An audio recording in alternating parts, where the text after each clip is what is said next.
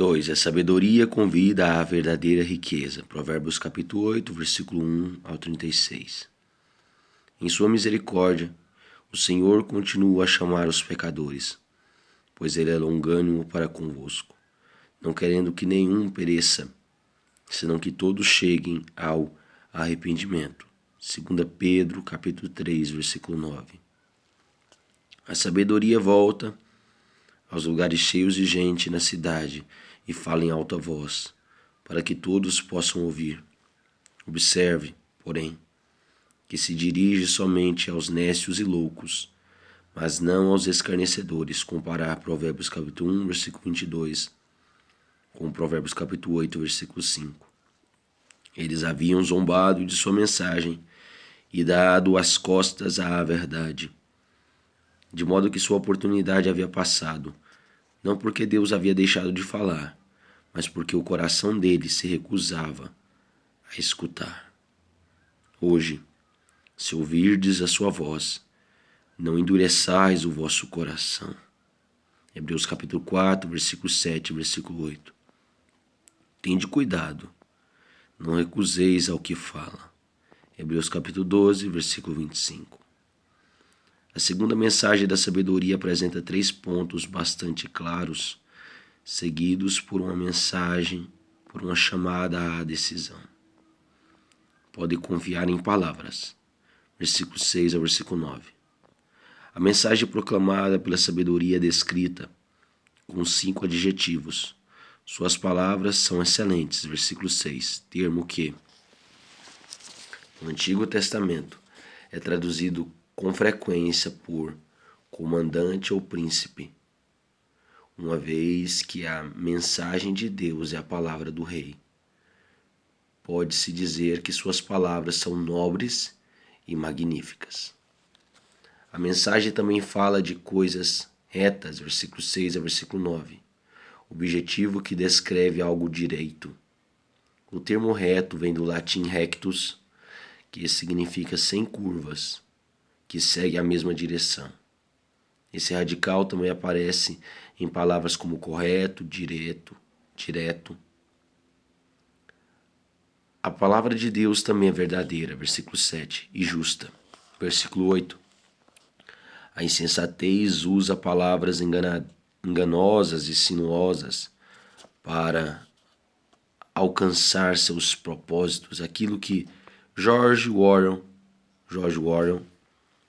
chamou de linguagem de noticiário em seu romance de 1984, e que hoje poderia ser chamado de linguagem ambígua. O que a palavra de Deus diz sobre todo e qualquer assunto é correto e confiável. Salmo 119, versículo 128. Os juízos do Senhor são verdadeiros e todos igualmente justos. Salmo 19, versículo 9. As palavras da sabedoria são fracas, proferidas clara e abertamente para que não haja confusão. É evidente que os que rejeitam o Senhor não compreendem o que Deus está dizendo. 1 Coríntios capítulo 2, do versículo 12 ao versículo 16. Mas isso não significa que a palavra de Deus seja confusa ou ininteligível, mas sim que os pecadores são espiritualmente cegos e surdos. Mateus capítulo 13, versículo 14. Versículo 15. O problema está com quem está ouvindo, não com quem está falando. Diz-se que foi Mark Twain quem declarou: o que me preocupa não é aquilo que não compreendo na Bíblia, mas sim aquilo que compreendo. Podem receber a verdadeira riqueza. Versículo 10 ao versículo 21. Esta passagem trata de um tipo de enriquecimento que não se refere aos bens materiais. A sabedoria não promete colocar dinheiro em nossa conta bancária. Antes, está nos instalando a buscar a riqueza eterna em lugar de ouro, prata e pedras preciosas. Ver versículo 18, ver versículo 19. Provérbios 2:4, Provérbios 3, versículo 13 ao 15. 1 Coríntios 3, 12. Trata-se da versão do Antigo Testamento para Mateus capítulo 6, versículo 33. Buscai, pois, Em primeiro lugar, o seu reino e a sua justiça, e todas estas coisas vos serão acrescentadas. No tempo do Antigo Testamento, alguns israelitas acreditavam que a riqueza era sinal de bênção de Deus, enquanto as dificuldades eram sinal de que a pessoa não tinha o favor divino.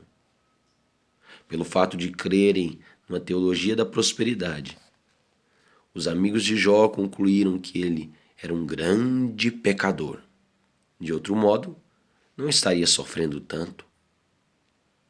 Quando Jesus disse que era difícil um homem rico entrar no reino de Deus, seus discípulos perguntaram cheios de espanto: sendo assim, quem pode ser salvo? Mateus capítulo 19, do versículo 23 ao versículo 26. Se os ricos não vão conseguir chegar ao céu, então quem vai? Porém, a sabedoria tem algo melhor a oferecer do que riquezas perecíveis. Bênçãos como prudência, conhecimento, juízo, conselhos. Provérbios capítulo 8, versículo 12. O temor do Senhor, humildade, palavras de piedade, admoestações sábias, direção nos caminhos da vida e bens duráveis. Uma vida enriquecida por Deus pode ser pobre neste mundo, mas é rica nas coisas que mais importam. É bom desfrutar as coisas que o dinheiro pode comprar, desde que não se percam as coisas que o dinheiro não compra. Por mais dinheiro que alguém tenha, aquilo que a sabedoria oferece não pode ser comprado em lugar algum. De que maneira podemos obter essa riqueza satisfatória e duradoura? Ouvindo a palavra de Deus, versículo 6. Recebendo sua instrução, versículo 10. Amando a verdade e a sabedoria, versículo 17, versículo 21. E buscando a Deus e sua sabedoria diariamente, versículo 17. Muitos filhos de Deus descobriram como é importante começar o dia com o Senhor, meditando em sua palavra, orando e adorando a Deus. Salmo 57, versículo 8. Salmo 63, versículo 11. Gênesis capítulo 19, versículo 27. Êxodo capítulo 24, versículo 4. Marcos capítulo 1, versículo 35. Podem ver minhas obras. Versículo 22 ao 31. Tocamos nesse assunto no capítulo 1 e consideramos que se trata de uma explicação sobre a sabedoria de Deus operante na criação do universo. Apesar de não ser uma descrição de Jesus Cristo, pois o Filho eterno de Deus não foi criado, é verdade que prefigura Cristo como o Verbo Criador que fez todas as coisas existirem, João capítulo 1, versículo 1 ao 4, Colossenses capítulo 2, versículo 3.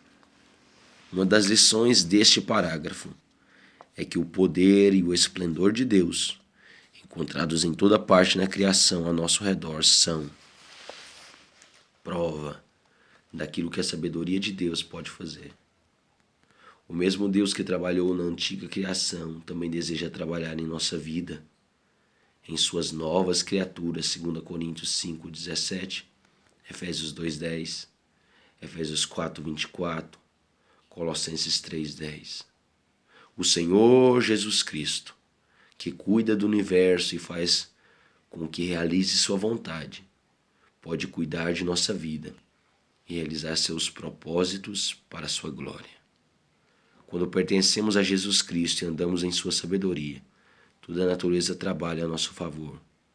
Se nos rebelamos contra a sua sabedoria e sua vontade, as coisas começam a trabalhar contra nós. Foi o que Jonas descobriu quando tentou fugir do Senhor. Devemos tomar uma decisão, versículo 32 ao versículo 36. Depois de declarar a verdade de Deus, a sabedoria exige uma decisão, como todo arauto fiel deve fazer.